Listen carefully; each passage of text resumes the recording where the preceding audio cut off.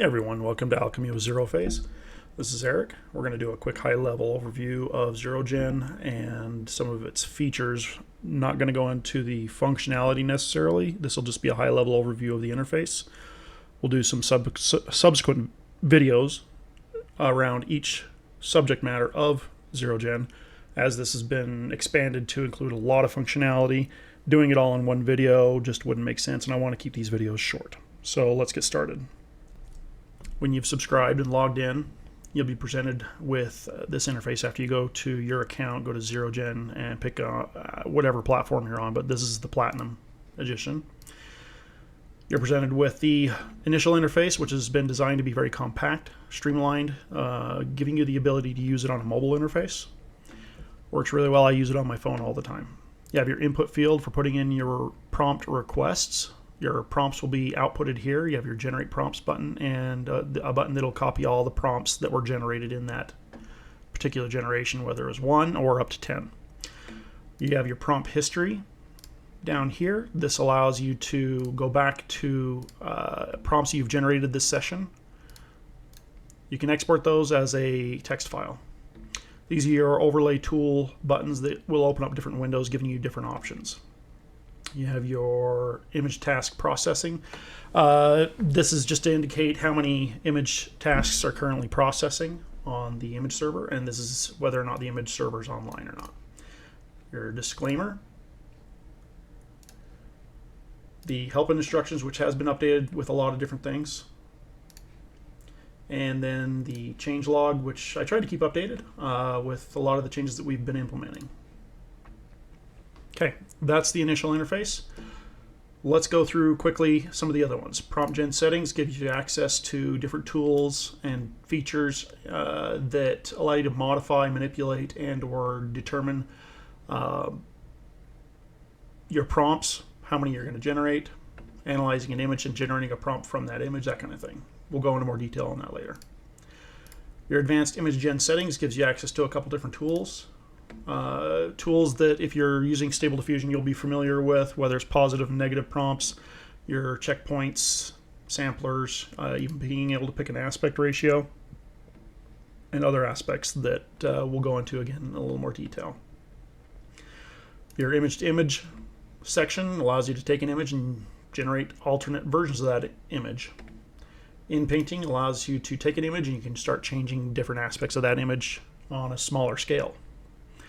The splitter tool is a tool I designed specifically around image grids. Let's say you have a character grid that's 5 by 3. This allows you to import that image, specify how many images across, how many images down. You can split it up into individual images and it'll resize each of those individual images to whatever resolution you want here, or you can specify up to 12,000 pixels wide or along long edge. It is not reliant on aspect ratio. As long as you specify the number of images wide and tall, it will maintain the aspect ratio of those individual sub-images. All right.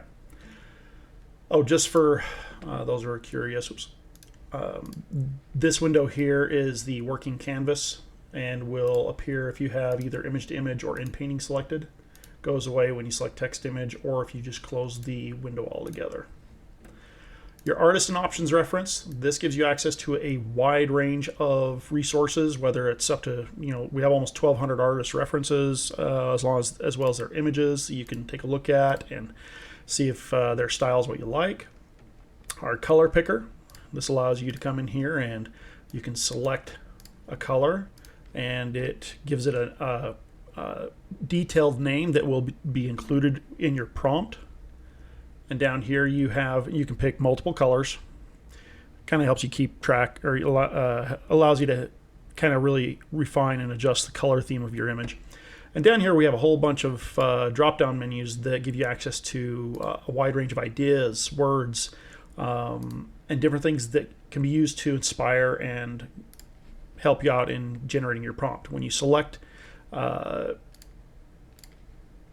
items from these drop-down menus, it will try to include that in the request to the prompt generator, and it will intuitively incorporate that into the prompt, creating I don't want to say a story, but just it'll intuitively include those in the prompt. And you have a whole ton of them. There's probably thousands of references here and ideas and whatever. Okay, so now we have, that's the artist and options reference. View generated images is just our image management window. When you generate an image using whether this one here or under the text image, it will put that image over here and give you the ability to either download, delete, you can scroll through them, go back to past images you've created, view them larger, that kind of thing. Okay, that's the high level overview. The next one we'll go into is a more in-depth tutorial on generating prompts, manipulating those prompts, and getting the best out of your prompt generator. Appreciate it. We'll see you then.